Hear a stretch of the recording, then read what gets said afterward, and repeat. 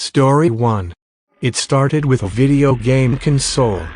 Not just any console, but an old, dusty one that my friend found at a garage sale.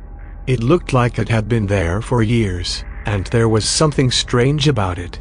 My friend claimed that the console was cursed, but I didn't believe him. He brought it to our apartment and plugged it in. The game that was loaded was called The Lost Souls, and it was a horror game that promised to be the scariest thing we had ever played. The graphics were old and outdated, but the gameplay was surprisingly engaging.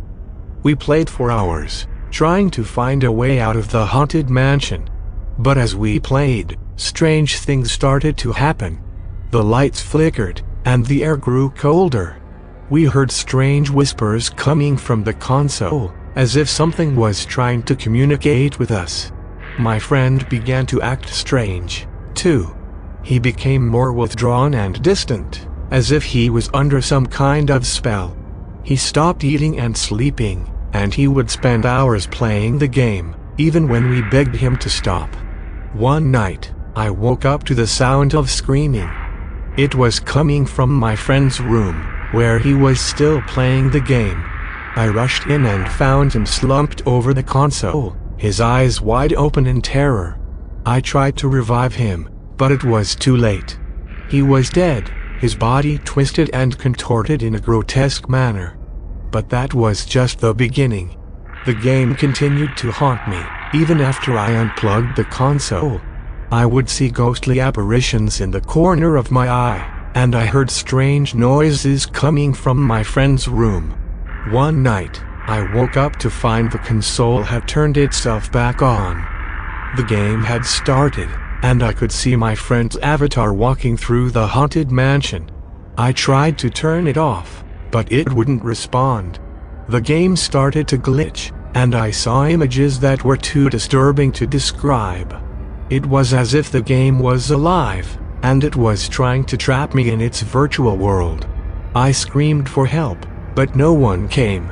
I was alone, trapped in a nightmare that I couldn't escape from. To this day, I don't know what happened to that cursed console. I got rid of it, but the memory still haunts me.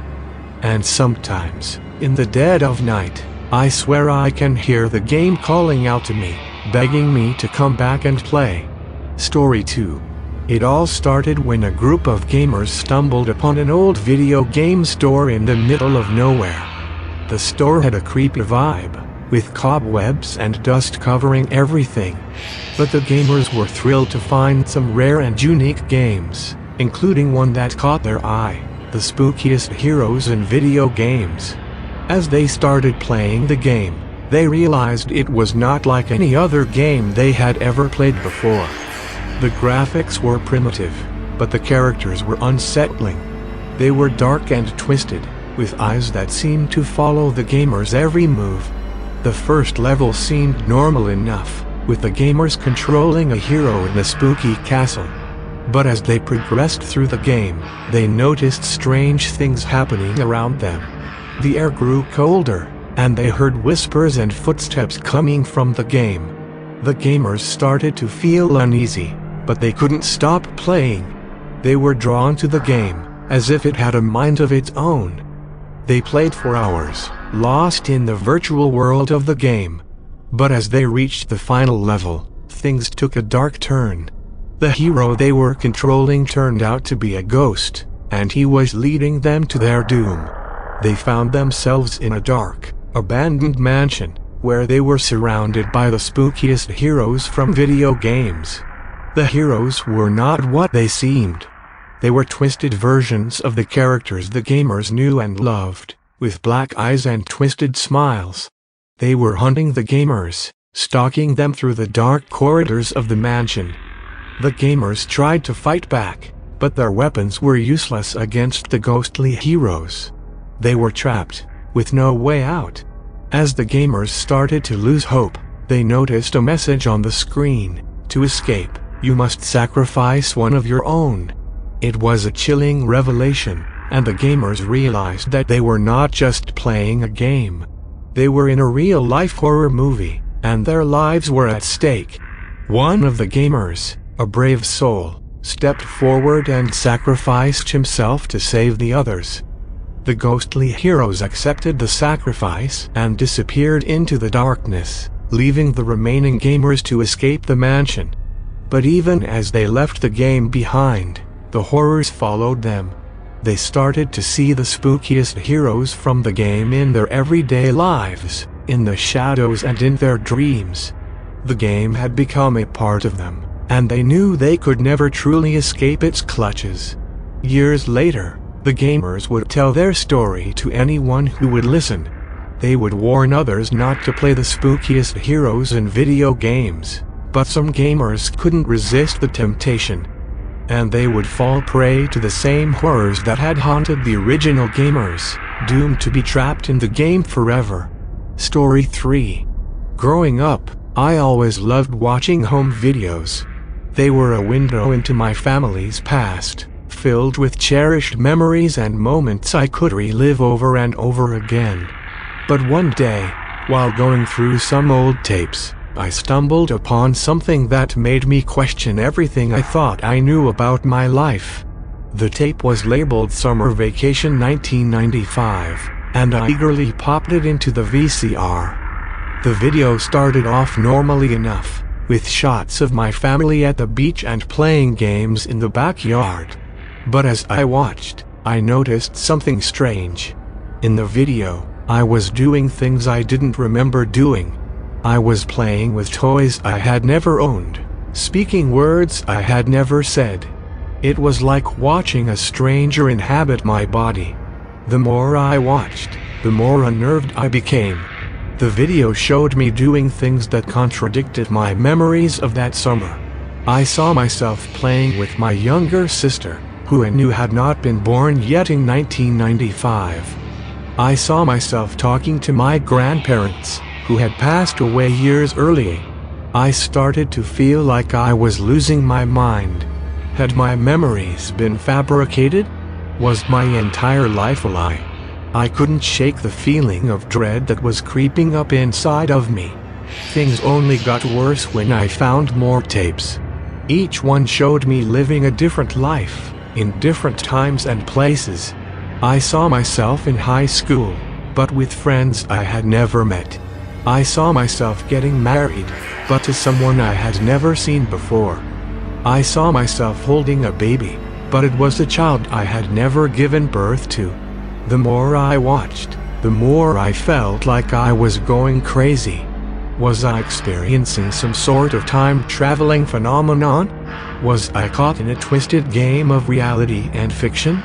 But the scariest moment came when I found a tape that showed me in a hospital room, surrounded by doctors and nurses. They were frantically trying to revive me, but I was already gone. The date on the video was a week in the future. I tried to ignore the tape, to convince myself it was just a coincidence. But I couldn't shake the feeling of dread that had settled over me. Was I destined to die soon? Was there some dark force at work, trying to steal my life? I knew I had to do something, so I started to investigate. I tracked down old friends and family members, trying to find answers to the questions that were haunting me. But every answer only led to more questions. No one seemed to remember the things I had seen on the tapes. And then, just when I thought I had hit a dead end, I received a package in the mail. It was a small box, wrapped in plain brown paper. Inside was a single videotape, with no label or markings of any kind. I hesitated for a moment, but my curiosity got the better of me. I popped the tape into the VCR, and what I saw next made my blood run cold.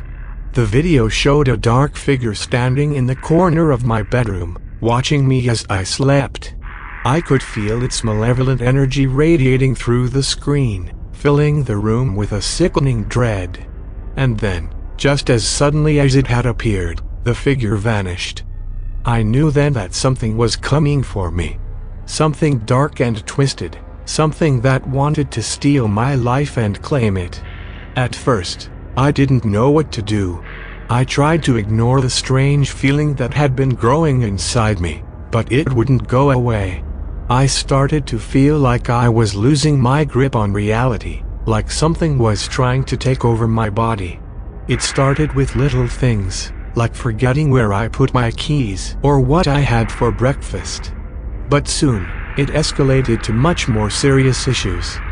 I would wake up in the middle of the night with bruises and scratches all over my body, with no memory of how I got them. I became paranoid, constantly looking over my shoulder and jumping at every sound. I knew that something was after me, but I didn't know what it was or how to stop it. Then, I found the old home videos again. I was hoping they would bring back happy memories, but instead, they only added to my terror. In the videos, I saw glimpses of a life that I had never lived, a life that seemed familiar but at the same time, foreign to me. I saw a different version of myself, someone who was happy and carefree, someone who wasn't constantly looking over their shoulder. But as I watched, I realized that this person was being hunted by the same dark and twisted force that was after me.